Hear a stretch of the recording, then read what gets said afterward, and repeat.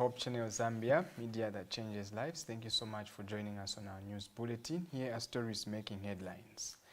Lusaka man burnt by friend dies in hospital as suspect flees.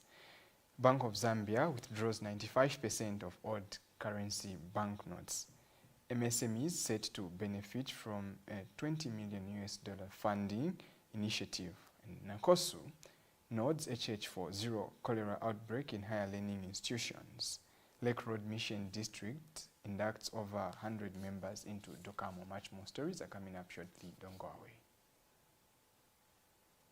Hello, my name is Daddy Chitalu, Production Manager for Hope Channel Zambia. In line with the reach 1 billion people with the gospel by 2030, Hope Channel Zambia is looking for compassionate individuals who can donate in kindness or financially to the number and bank details displayed on the screen. Your contribution will help many be reached with Hope Channel's life-changing content. Together, we can reach out to this 1 billion people targeted to be reached to before or by 2030.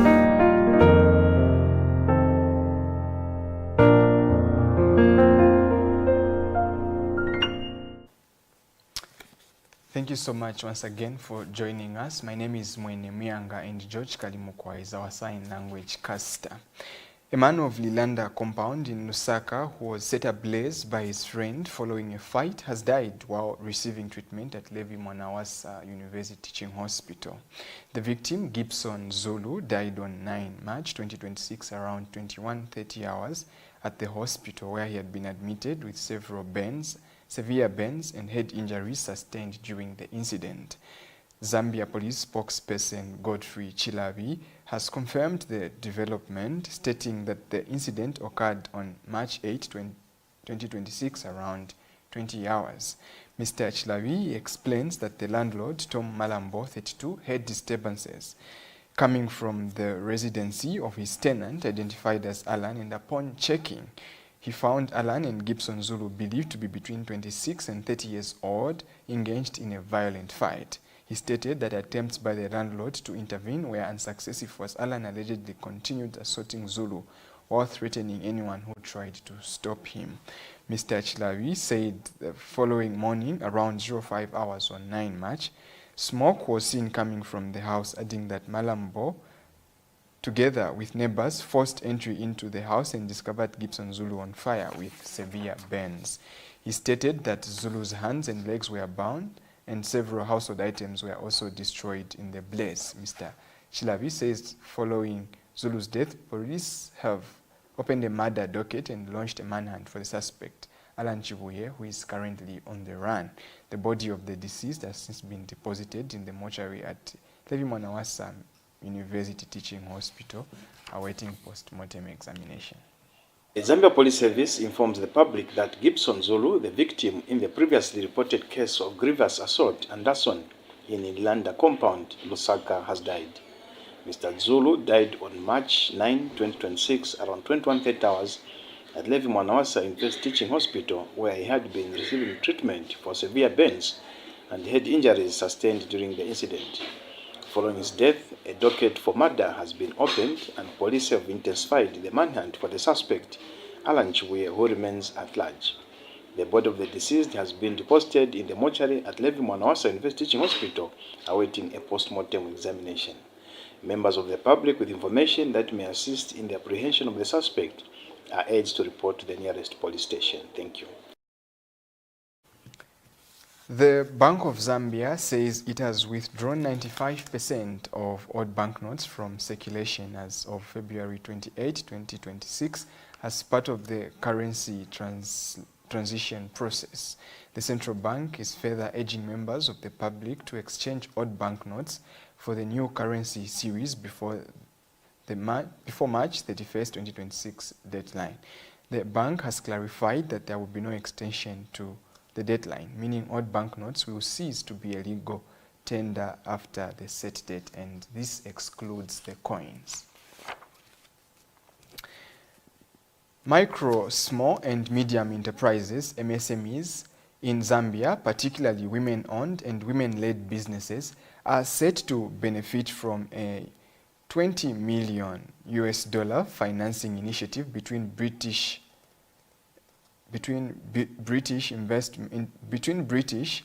International Investment and FNB Zambia, aimed at expanding access to capital and strengthening entrepreneurship across the country. The funding is expected to support business growth, job creation, and improved economic participation for small business owners who often struggle to secure financing. At least 30% of the facilities will specifically target women entrepreneurs, helping them access loans, financial advisory services, and capacity building programs designed to scale their businesses. The initiative also supports broader efforts to promote gender equality and empower women in the private sector.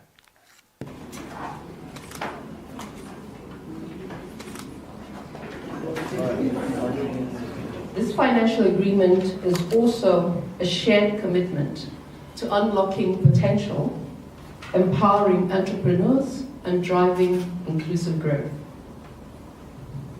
At FNB Zambia, we believe in the impact of partnerships. We believe that meaningful progress happens when institutions come together for a common purpose. Our collaboration with BII is rooted in such a purpose: to support Zambia's micro, small, and medium enterprises, and to ensure that women entrepreneurs, who are often champions of resilience and innovation, have equitable access to capital that they need to thrive.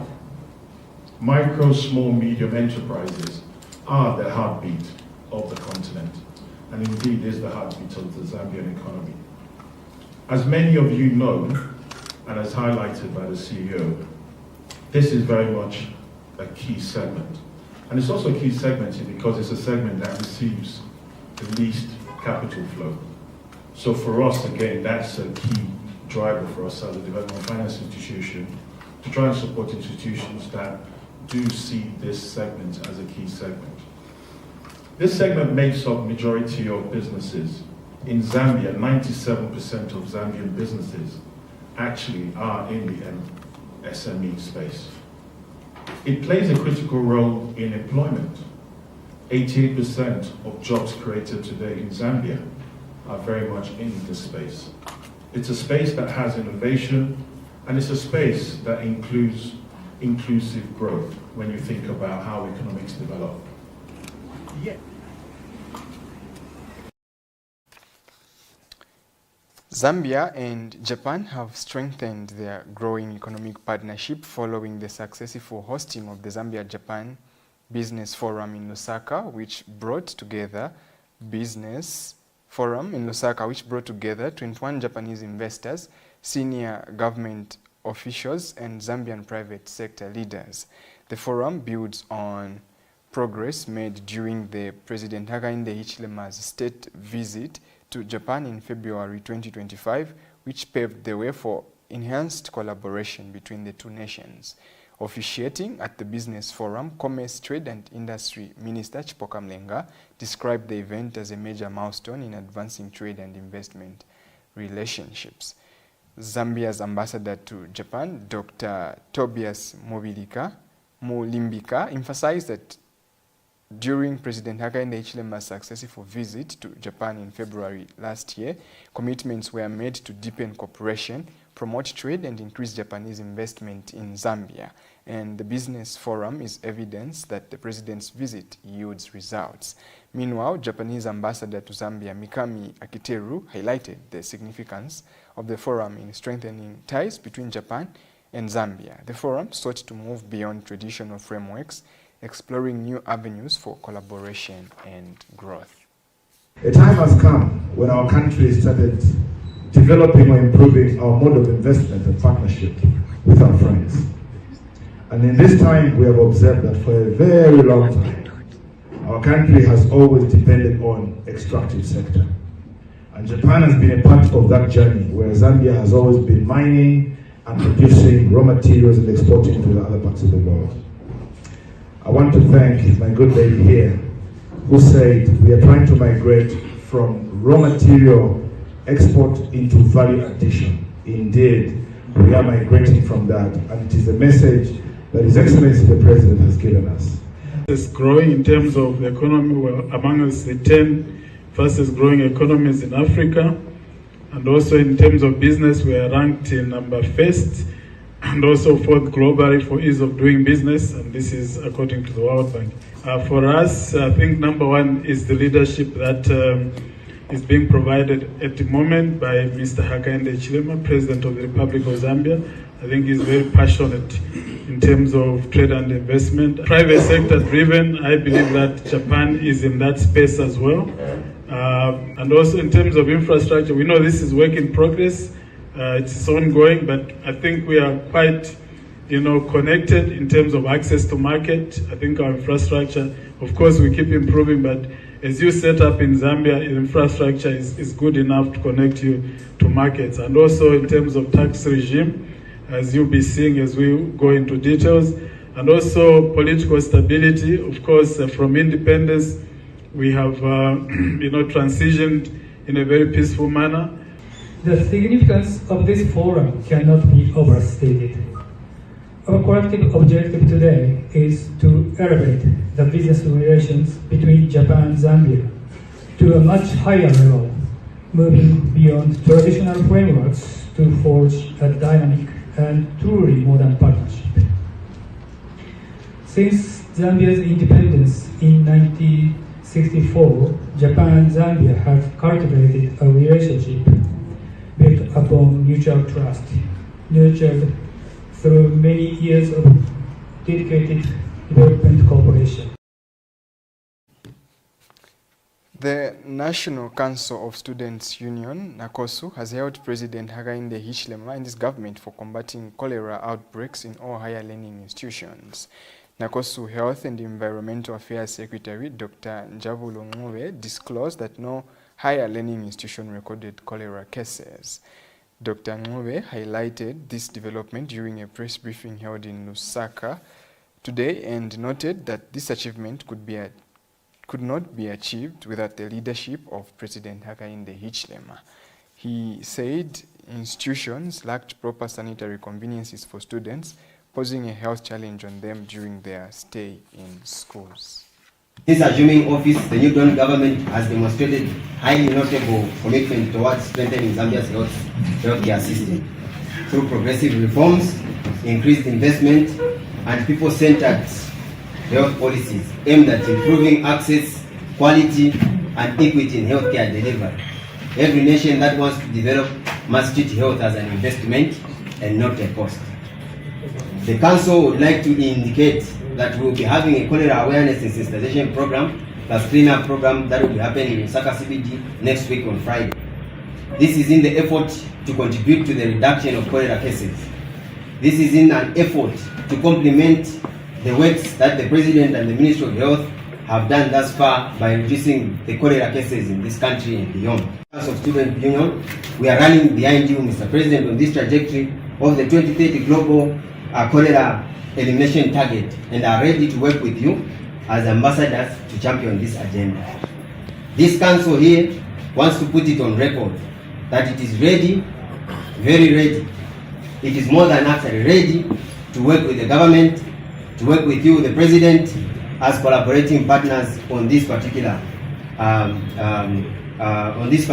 cholera awareness and sensitization program. And I must make mention that this council is ready to go in markets. This council is ready to go in institutions. This council is ready to table issues, to sit at the table where issues are being discussed. This council is ready to contribute in any way possible, okay, and in any way it can. So I must make mention that no institution should close indefinitely amidst this outbreak. Let us all take good care of our environment and ourselves and help in the containing of the numbers. We have a committed ministry that has so far gone above and beyond in treating the cholera cases and vaccinating people in high-risk areas. Some have already received the first doses and second doses, which is something that is very important. Allow me to also make mention that the country is on the trajectory of having the first cholera vaccine manufacturing plant project, okay? And this one is expected to produce over 3 million doses of cholera vaccines. An MOU that has already been signed between the Industrial Development Corporation and the GGI International Medical Technology Company of China. Just now, we take a set of commercials. We'll be right back with more stories. Do stay tuned.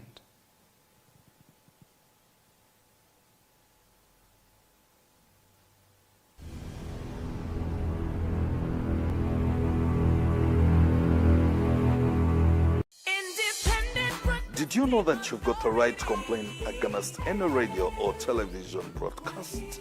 Did you also know that every radio or television station has an obligation to respond and address your complaints when aggrieved? The first step is to complain to the station not more than 3 months after the broadcast took place. It is expected that the station will respond reasonably to you, that is within 14 days. If not satisfied, then escalate your problem to the Independent Broadcasting Authority. We're at Mass Media Complex, Ali King Carter Road, PO Box 32475, Lusaka, or call us on +260 211 250589 or visit our website at www.iba.org.zm. IBA, promoting ethical and professional broadcasting.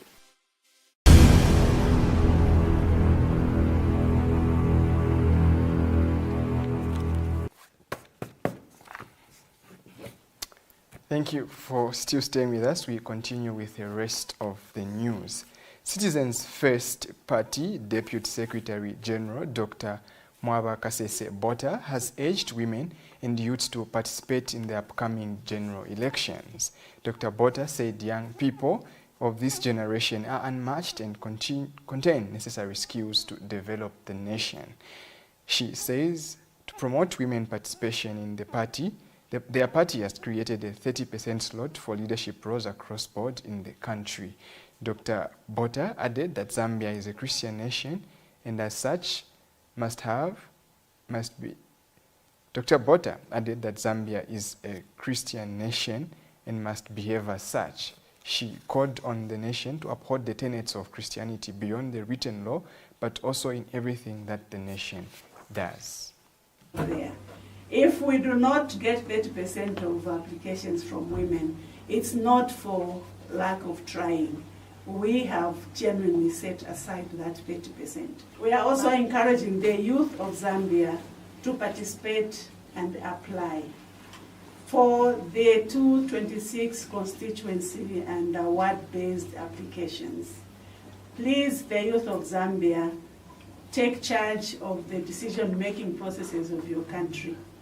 I keep arguing that the youth of today is the most competitive age group we've ever seen. That Zambia is a Christian nation, and in a Christian nation, we must endeavor to fight and protect all the tenets that describe Zambia and make Zambia a Christian nation. It's not enough to have in the Constitution and a preamble describing that Zambia belongs to Christ and Zambia is a Christian nation. Meanwhile, everything that we are doing is inimical to Christianity.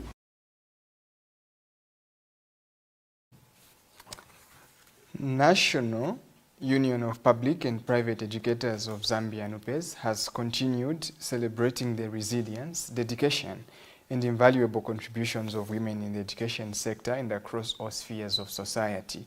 National Union of Public and Private Educators of Zambia, NUPEZ General Secretary Dr. Charity Kampamba has acknowledged that women form the backbone of Zambia's education system, with female educators contributing immensely through teaching, mentorship, and leadership.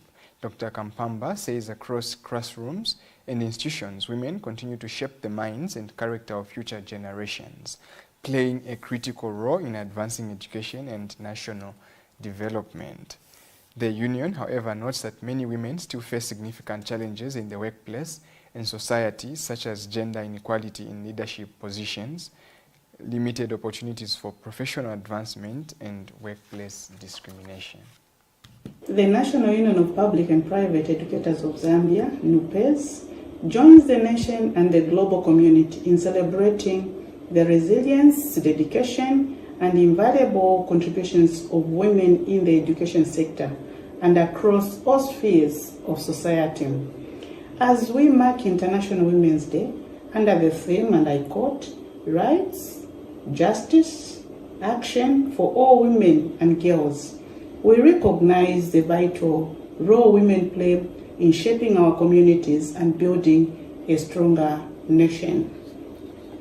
NUPEZ acknowledges that women form the backbone of Zambia's education system, with female educators contributing immensely through teaching, mentorship, and leadership. Across classrooms and the institutions, women continue to shape the minds and character of future generations, playing a central role in advancing education and national development. As a union, however, we note that many women still face significant challenges in their workplaces and societies. I repeat, as a union, however, we note that many women still face significant challenges in their workplaces and society. These include gender inequality in leadership positions, limited opportunities for professional advancement, workplace discrimination, and the demanding responsibility of balancing career obligations with family and societal expectation. This year's theme is a powerful reminder that the time for the promises has passed. What women and girls in Zambia need today is action that secures their rights, protections, and of course, dignity, and ensure justice is every sphere of society. As educators and advocates, NUPEZ is calling on government, civil society, traditional leaders, and all stakeholders to move beyond the symbolic celebrations and take deliberate steps that translate rights into real opportunities for women and girls, backed by a renewed national commitment to turning rights into reality and justice into a lived experience for every woman and girl in Zambia. NUPEZ too reaffirm its commitment to advocating for their fair labor practices, inclusive leadership, and an education system that values and uplifts the contributions of women.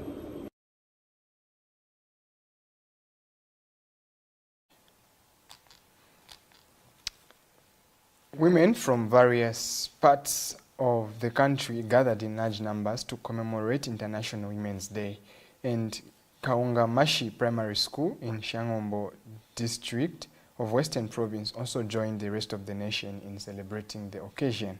The annual event, observed every 8th of March, received strong support in the Kaungamashi community as teachers, villagers, led by the Zambia Army to mark the day. The initiative was aimed at fostering awareness, confidence, and understanding among women and girls about their rights, while ensuring that rural communities are not left out on national celebrations. World Women's Day under the theme Rights, Justice, and Action for all women and girls. Today we had a great privilege to meet with the women from Kaungamashi community, educating them against their right and action for all women and girls. Today we had a great privilege to meet with the women from Kaungamashi community. Women were encouraged to bring their daughters, and for the first time we had the women educating them on their rights. and justice even action for all women.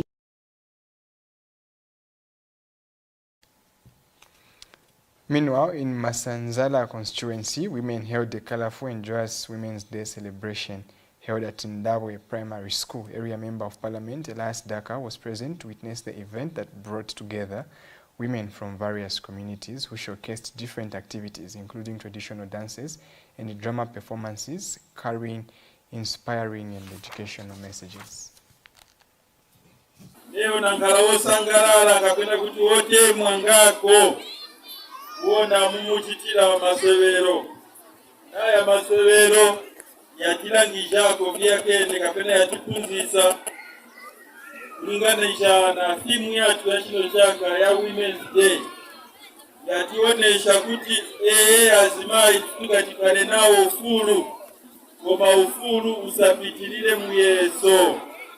Ati chifukwa pa ufulu wanu imwazimai pamene ulekezera ufulu wanu pali ufulu wa bantu bena.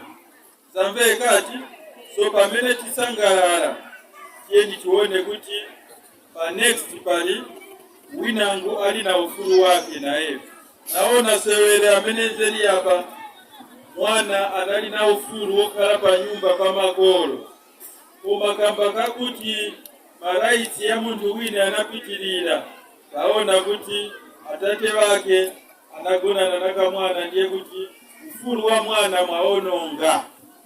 Zamve kati so kubwera ku day yatu azimai tiye ni monga wantu tikale wantu wolemekezana pa manyumba, wolemekezana pa munzi, wolemekezana pa society amene tikaliramo kuti tipunzise bana batu bang'ono amene tifulika okukhalira monga wantu wolemekeza mpindu watu. Chinango chamene nilufuna pemba ku makolo mafumu cheni tiikeko nzeru mwaona monga sowero yatu ndiye kuti mwana umozi ngati sapita ku skulu ndiye kuti sogolo ya chino chalo chatu ichitaononga. So nikupempeni makolo mafumu kuti tentisewenzere pamozi na boma kuti pamene tiluleta maskulu kapena zipatala misewu kuno kwatu bana bazikwanisa kuyenda ku maskulu kuti aphunzire bwino. Iponso na boma yatipasa ndalama zambiri zamene lomba zambosefukira mpakira kugula na vakudya kuti bana akabwera ku skulu azidya vakudya vabwino. Bana akabwera ku skulu ankhale pa madeski yabwino. Bana akabwera ku skulu apeze kuti muli teacher mkilasi. So nayi nkhani ikozochitika ngati imwe makolo mafumu andodo mafumu amizi tiyendera pamozi na boma ya president akainde echilema la chipatala mkutali kwa chikosi mkutali kwa sichilini mkutali kwa sasu. So wantu wapano wanarukutika kwa mbili kwa especially pamene tinochita celebrate kuti tisamalira bwana chifukwa tinokamba kuti sogoro kapena ukapulisa mwana mkazi ndiye kuti wapulisa community yonse. Ndiye kuti ngati mwasamalira mwana wachikazi pamene ari kupita muhani ya leba kapena yobereka ndiye kuti chimathandiziranso kunena kuti tikhale na malo yabwino.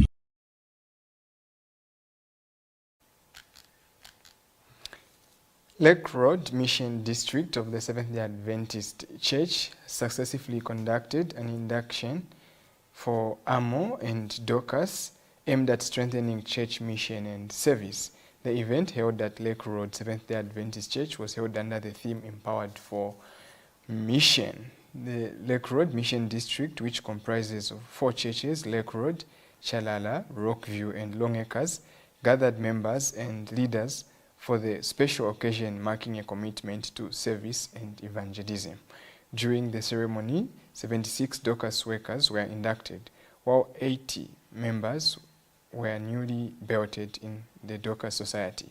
In addition, about 30 Adventist men were also inducted into the Adventist Men's Organization. Today we had a very powerful program. We had Dokamo being inducted, and over 30 Adventist men have been inducted, and about 76 Dorcas mothers have been inducted today.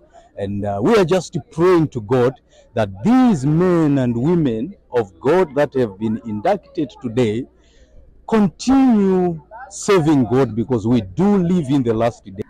I would like to thank God for what has happened today. We have inducted to service 76 Dorcas workers, and within this 76, we have 8 newly belted Dorcas workers, and we want to thank God for this. And the theme for this year was empowered for mission. The women are ready to work this year for the Lord because the time is now. The idea was to launch them for service in 2026, and we hope that we are going to do work differently. There has been a new dynamic in that we have refocused our efforts, and we think that we will make impact. We would like to look forward also to a closer collaboration with Dorcas. You will notice during the induction, we worked together, and I think it's a good leverage given our state as AMO. We look forward to lead and undertake practical work in order that we might achieve what God has set for us in 2026. Today we had our Dorcas and AMO induction. It was a wonderful day, designed with full of activities and wonderful lessons learned. But what appealed to me mostly is that I'm reaffirming my work for God, my commitment to God in the society. And as we have heard, in the society, we're there to serve the community. So I am very hopeful that I've been revived in my service to the community, my service to my church, and service to just fellow men as a community worker. Nokondwela onkala Dorcas worker nfana kazi station kasenzela nifuna kusenza chitwa mulungu kazenda mu hospital tenza ovutika na ku station china ku preachinga mawa mulungu. Well, that's all we had for you in the news today. But before we go, here are stories that made headlines. Lusaka man burnt by friend dies in hospital as suspect flees. Bank of Zambia withdraws 95% of old banknotes. MSMEs set to benefit from a $20 million financing initiative. Nakosu nods a church for zero cholera outbreak in higher learning institutions. And Lake Road Mission District inducts over 100 members into Tokamo. On behalf of the entire production team and crew, my name is Mwene Mianga, and George Kalimukwa has been our sign language caster. Keep watching Hope Channel Zambia, because hope starts here.